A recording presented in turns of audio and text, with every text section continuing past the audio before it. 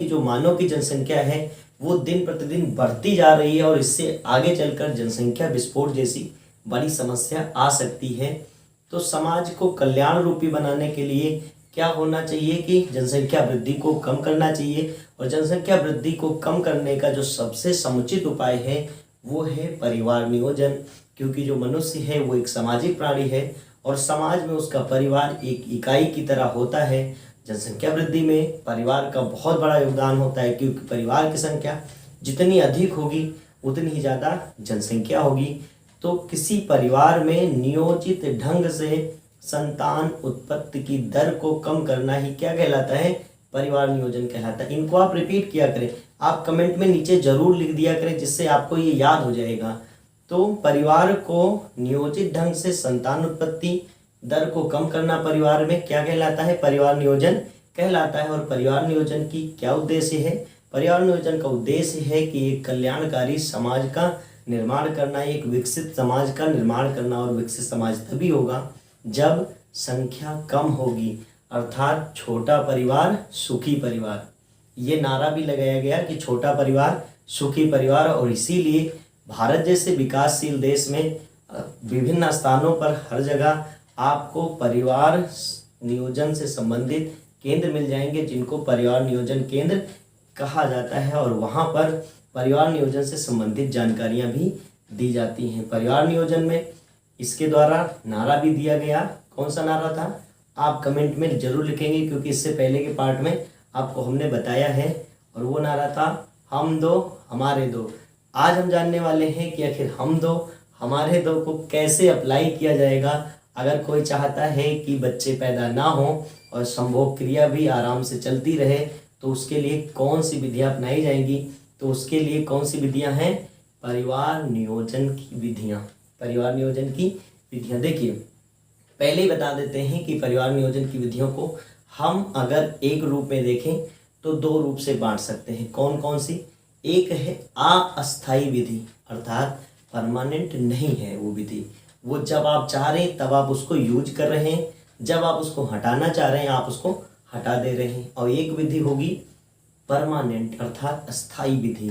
और उसमें एक बार उस विधि को अपना लिया तो इसके बाद अब आपके बस की बात बिल्कुल भी नहीं है। तो इन्हीं विधियों पर हम चर्चा करते हैं और देखते हैं कि परिवार नियोजन की विधियां। तो यहाँ पर परिवार नियोजन की विधियों को हमने 4 रूपों में बांटा है, जिनमें से जो पहला ए, बी और सी अस्थायी विधि है।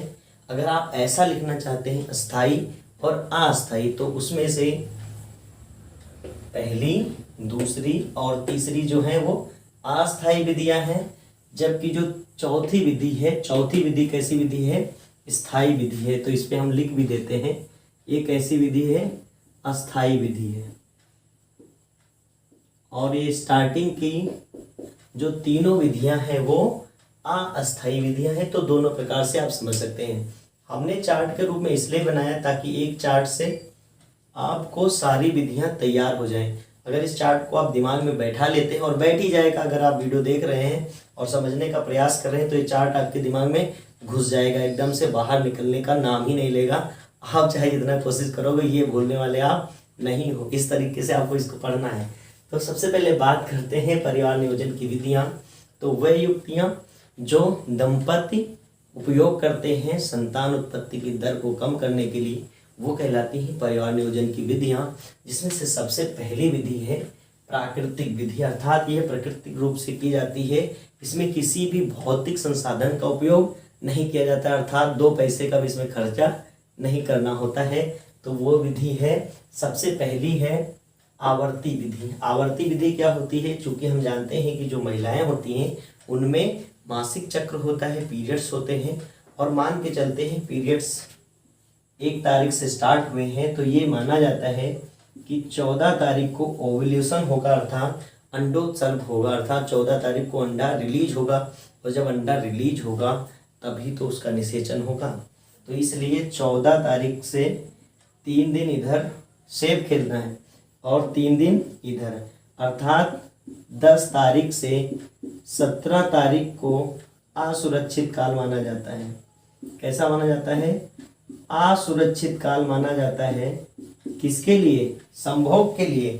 अगर आप बच्चे पैदा करना चाहते हैं तो उसके लिए तो सुरक्षित काल हो गया कि इस दौरान अगर आप मैथुन क्रिया करते हैं, संभोग करते हैं, प्रॉपर वीर्य जाता है तो प्रेगनेंसी के चांसेस बहुत ज़्यादा हो जाते हैं। तो ये संभोग की दृष्टि से असुरक्षित काल है, जबकि प्रेगनेंसी की दृष्टि से सुरक्षित काल है।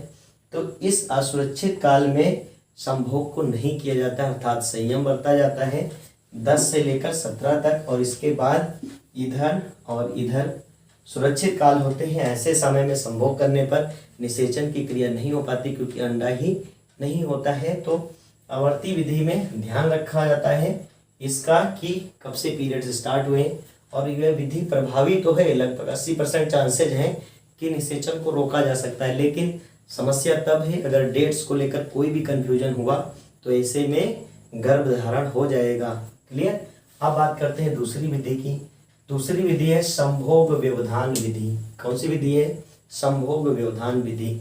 इसमें क्या होता है कि संभोग क्रिया में चर्मोत्कर्ष से पहले ही, अर्थात वीर स्खलन से पहले ही जो नर है वो अपने लिंग को मादा योनि से बाहर निकाल देता है और वीर को बाहर स्खलित कर देता है, जिससे कि जो वीर है वो योनि में नहीं जाता है, योनि मार्ग में नहीं जा पाता है और निषेचन नहीं हो पाता। ये विधि प्रभावी है, कुछ चांसेस तक काम करती है, लेकिन समस्या तब आ जाती है कि स्खलन से पहले ही काउपर ग्रंथि का जो सिक्रीशन निकलता है उसके साथ में बहुत सी मात्रा में शुक्राणु योनि मार्ग में प्रवेश कर जाते हैं। साथ साथ अगर टाइमिंग में भी जरा सी दिक्कत हुई तो काफ़ी मात्रा में वीर जो है वो योनि मार्ग में रिलीज हो जाएगा। तो ये विधि जो है वो भी असुरक्षित विधि है, प्राकृतिक विधि है और असुरक्षित विधि है। साथ साथ में इसमें संभोग क्रिया का जो आनंद है वो भी बहुत कम होता है, इसलिए ये विधि जो है वो पूरी तरीके से नहीं अपनाई जाती है। और अगली विधि है, अगली है स्तनपान अनार्तो। स्तनपान अनार्तो का मतलब होता है प्रसव के बाद 24 घंटे, प्रसव के 24 घंटे बाद हमने आपको बताया था कि दुग्ध का स्राव होता है, जो बच्चे उसको फीड करते हैं और ये लगभग 6 माह तक क्या करता है, प्रेगनेंसी को नहीं होने देता, अर्थात अंडोत्सर्ग की क्रिया नहीं होने देता है। तो ये विधि जो है वो 6 माह तक क्या है, सुरक्षित है, अर्थात 6 माह तक बेबी है ना, बेबी बर्थ के बाद 6 महीने तक ये विधि काम में आती है। और इसका मतलब अधिकतर लोग यही अप्लाई होता है, क्योंकि इसको अप्लाई करेंगे तो करेंगे, नहीं करेंगे तो बेबी को तो स्तनपान करना ही है, और स्तनपान करेंगे तो ये प्रभावी होती है। और ये क्या कहते हैं, प्राकृतिक रूप से है। अगर ऐसा नहीं होता तो बेबी बर्थ के महीने 2 महीने बाद भी प्रेगनेंसी के का चांसेस जो है वो देखे जाते हैं। ठीक है, तो कहने का मतलब ये विधि भी अप्लाई होती है और ये सिर्फ 6 महीने तक कार्य करती है। बहुत सारे केसेस में बहुत सारी माएँ अपने बच्चों को दूध नहीं पिलाती हैं, तो ऐसे में क्या हो जाता है कि वो 3 या 4 महीने बाद भी प्रेगनेंसी की रिपोर्ट उनकी पॉजिटिव आ जाती है। तो ये प्राकृतिक विधि है और आई थिंक आपने इसको पूरी तरीके से समझ लिया होगा। अब हम बात करते हैं बाधा विधियों के बारे में। देखिए, हमने पहले ही तो आपको समझा दिया है कि जो ये 3 विधियां हमारी हैं वो कैसी हैं, अस्थायी विधि हैं। यहाँ बात करते हैं कि आवर्ती विधि, मन हुआ, व्यक्ति ने अप्लाई किया, मन हुआ, नहीं अप्लाई किया। संभोग व्यवधान भी उसकी इच्छा के ऊपर डिपेंड करता है, स्तनपान अनार्तो भी उसकी इच्छा पर डिपेंड करता है। जो अस्थायी विधियां हैं वो डिपेंड करती हैं कि उसको जो व्यक्ति है या दंपति है उसको अप्लाई कर रहा है या नहीं कर रहा है। जब चाहे उसको छोड़ सकता है, जब उसके संतान चाहिए तब उसको छोड़ सकता है, जबकि स्थायी विधि में ऐसा नहीं है। एक बार नस कट गई तो आगे समझ लीजिए नस ही कट गई। तो कहने का मतलब अब बात करते हैं बाधा विधियों के बारे में। बाधा विधि, बाधा का मतलब अवरोध बीच में उत्पन्न कर देना। किसके बीच में अवरोध उत्पन्न करेंगे? अवरोध उत्पन्न होगा शुक्राणु और अंडाणु के मिलन से पहले ही एक बैरियर लाके लगा दीजिए, और उससे क्या होगा, शुक्राणु अंडाणु आपस में मिलेंगे नहीं, निषेचन नहीं होगा, जाइगोट नहीं बनेगा। जाइगोट नहीं बनेगा तो झंझट ही खत्म, आगे प्रेगनेंसी के चांसेस बिल्कुल होंगे नहीं। तो सबसे पहले निषेचन क्रिया को इसमें रोका जाता है। तो इसमें क्या किया जाता है, अंडाणु व शुक्राणु को रोधक साधनों, रोधक साधनों, देखिए इसमें किसी का इस्तेमाल नहीं किया जा रहा था, जबकि इसमें भौतिक साधनों का इस्तेमाल किया जा रहा है। समझिएगा, इसमें भौतिक साधनों का उपयोग किया जा रहा है। ये प्राकृतिक विधि थी, इसमें किसी का इस्तेमाल नहीं कर रहे थे। तो अंडाणु व शुक्राणु को रोधक साधनों के माध्यम से भौतिक रूप से रोका जाता है। भौतिक रूप मतलब बाह्य रूप से रोका जाता है, इंटरनली नहीं, बाह्य रूप से रोका जाता है। यह स्त्री और पुरुष दोनों के लिए उपलब्ध है। स्त्री भी फॉलो कर सकती है और पुरुष भी इसको फॉलो कर सकता है। इसके अंतर्गत, किसके अंतर्गत? बाधा विधियों के अंतर्गत 3 विधियां आती। कितनी विधियां आती हैं? 3। किसके अंदर? बाधा विधियों के अंदर। सबसे पहली है रासायनिक विधि, दूसरी है यांत्रिक विधि और तीसरी है अंतःगर्भाशयी यंत्र विधि। क्लियर? तो पहली है रासायनिक विधि, दूसरी है यांत्रिक विधि और तीसरी है अंतःगर्भाशयी यंत्र विधि। क्लियर? बात करते हैं रासायनिक विधि की। अब जाहिर सी बात है, रासायनिक विधि में किसी न किसी रसायन का इस्तेमाल जरूर करेंगे। तो इसमें क्या होता है? इसमें शुक्राणुनाशी एक केमिकल होता है जो शुक्राणु का नाश कर देता है, अर्थात शुक्राणु को मार देता है, योनि मार्ग में शुक्राणु को नष्ट कर देता है। तो इसमें शुक्राणुनाशी नानॉक्सिनाल 9 गर्भ निरोधक जेली का इस्तेमाल यौन क्रिया से पहले किया जाता है। एक जेली के रूप में इसका लेप लगा लिया जाता है और यौन क्रिया से पहले ही। अब जब यौन क्रिया होती है तो ये झाग का रूप लेने लगता है और पूरे योनि मार्ग में ये फैल जाता है। और इसके बाद जब वीर्य का संकलन होता है योनि मार्ग में तो ये शुक्राणुओं को नष्ट कर देता है। कहने का मतलब समझ गए? रासायनिक विधि में इसमें शुक्राणुनाशी नानॉक्सिनाल 9 गर्भ निरोधक जेली का इस्तेमाल यौन क्रिया से पहले किया जाता है या योनि मार्ग में शुक्राणुओं को नष्ट कर देता है। आजकल जो अप्लाई किया जाता है वो है एरोसॉल झाग, सबसे प्रभावी रासायनिक अवरोधक है। ये भी पूछा जा सकता है। तो एरोसॉल का जो झाग है वो सबसे ज्यादा प्रभावशाली है। क्लियर? तो ये पॉइंट क्लियर हो गए, ये पॉइंट क्लियर हो गए, ये पॉइंट क्लियर हो गए। अब हमको ये क्लियर करना है।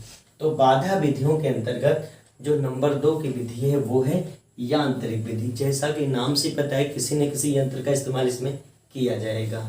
अब यंत्र कुछ भी हो सकता है क्योंकि मशीन तो कोई भी चीज़ है ना। तो यांत्रिक विधि में कुछ ना कुछ इस्तेमाल किया जाता है, कहने का मतलब। तो सबसे पहले इस्तेमाल किया जाता है नर निरोध अर्थात नर कंडोम का इस्तेमाल किया जाता है। और आप इस समय स्क्रीन पे इसका फिगर देख सकते हैं नर कंडोम का। तो ये क्या होता है? रबड़ या लेटेक्स का बना हुआ एक थैलीनुमा संरचना होता है। आप लिखना चाहेंगे तो बिल्कुल लिख सकते हैं। बाकी नोट्स की PDF में आपको डायरेक्ट लिंक देता हूँ चैप्टर कंप्लीट होने के बाद। मैंने कोई भी चक्कर ये नहीं रखा है क्योंकि मेरे लिए मेरे चैनल से ज़्यादा महत्वपूर्ण आप सबकी स्टडी है। इसलिए मैंने सारी दुनियादारी को ख़त्म करते हुए डायरेक्ट लिंक देने को आपको सोचा है, ताकि आप डायरेक्ट लिंक डाउनलोड कर दें। उसमें ना तो टेलीग्राम और ना व्हाट्सएप ग्रुप, ऐसा कोई भी चक्कर नहीं रखा है क्योंकि उसमें आपका बहुत सारा समय जाया होगा। आप डायरेक्ट पढ़ें और इसके बाद नोट्स डाउनलोड करें। डाउट सारे क्लियर होंगे तभी नोट्स लिखिएगा। वो किसी चैनल से आप तैयारी कर रहे हो, सबसे ज़्यादा ज़रूरी है आपका एक बेहतर फ्यूचर, क्योंकि आपका जो फ्यूचर है वो बेहतर होगा तो सब कुछ सही होगा। कहने का मतलब हम ये कहें तो अगर इसमें आप लिखना चाहेंगे तो आप बिल्कुल लिख सकते हैं कि यह एक रबड़ या लेटेक्स की बनी थैलीनुमा संरचना होती है जिसमें यौन क्रिया से पहले पुरुष इसे अपने लिंग पर चढ़ा लेता है। अब झंझट ही खत्म, क्योंकि यौन क्रिया के समय अब अगर वीर्य रिलीज भी होगा तो उसको लिंग बाहर निकलने की ज़रूरत नहीं होगी और जो वीर्य है वो उसी कंडोम के अंदर ही रहेगा और इसके यूज करने के बाद उसको फेंक दिया जाता है। तो यूज एंड थ्रो होता है। नेक्स्ट है योनिधानी। यदि पुरुष जो है वो कंडोम का इस्तेमाल नहीं कर रहा है तो स्त्रियों के लिए योनिधानी या महिला कंडोम का निर्माण किया गया है। इसको भी क्या होता है, इसको भी पहन लिया जाता है महिलाओं द्वारा यौन क्रिया से पहले और ये बाधक का इस्तेमाल करता है। आप चाहेंगे तो ये फिगर जरूर देख सकते हैं। नेक्स्ट है गर्भाशय, ग्रीवा टोपी या डायाफ्राम, इन सब का भी इस्तेमाल किया जाता है और ये सब भी क्या करते हैं, बाधा का काम करते हैं और योनि मार्ग से ग्रीवा द्वारा गर्भाशय में शुक्राणुओं को जाने से रोकते हैं। क्लियर? अब शुक्राणु अंदर जा ही नहीं पाएंगे तो जो भी आगे निषेचन क्रिया है वो रुक जाएगी। तो बाधा विधियों की दोनों विधि हमने तैयार कर लिया। रासायनिक विधि, इसमें शुक्राणुनाशी का इस्तेमाल किया जाता है। दूसरी विधि है यांत्रिक विधि। देखिए ये भी क्या है, अस्थायी विधि है। मन हुआ तो यूज किया, मन हुआ तो नहीं यूज किया। जब भी बच्चे चाहिए तो इसका यूज नहीं किया। क्लियर? तो ये भी कैसी विधि, अस्थायी विधि है।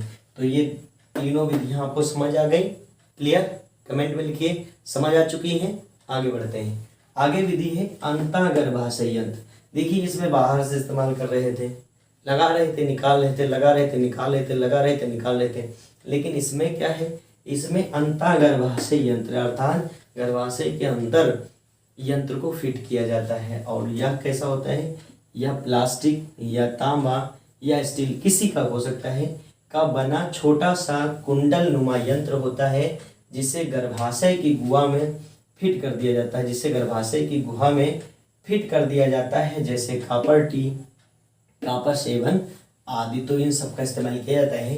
कॉपर टी का फिगर आप देख रहे होंगे स्क्रीन पर इस समय। तो इसका क्या इस्तेमाल किया जाता है, इसको जो गर्भाशय है उसमें ऐसे इसको फंसा दिया जाता है, जिससे क्या होता है कि जो शुक्राणु है वो अंडवाहिनी में जा ही नहीं पाते हैं और वापस लौट आते हैं ऐसे में, और उधर से अंडाणु भी गर्भाशय की ओर नहीं आ सकता।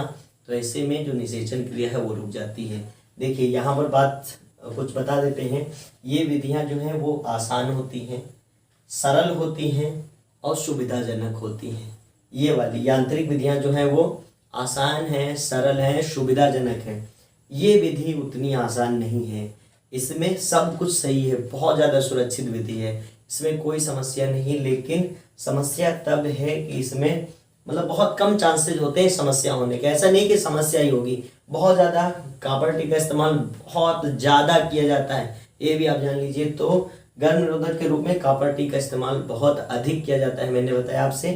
तो इसमें क्या होता है, समस्या तब आ जाती है जब ये कहीं गर्भाशय में फंस जाती है या परेशानी करने लगती है, दर्द होने लगता है, दिक्कत होने लगती है या बाहर नहीं निकल पाती है, तो बहुत ज़्यादा समस्या हो जाती है। ऐसे कई केसेस हमने सुने हैं, आपने सुने होंगे, जिनमें कॉपर टी है जो गर्भाशय में ही फंस जाती है। ऐसे में जब वो निकलवाना चाहते हैं तो वो निकल नहीं पाती, और अगर निकलती भी है तो वो इन्फेक्शन कर देती है, जिससे कि समस्याएं उत्पन्न हो जाती है। तो ये सुरक्षित विधि है, लेकिन बहुत कम चांसेज हैं समस्या उत्पन्न हो सकती है।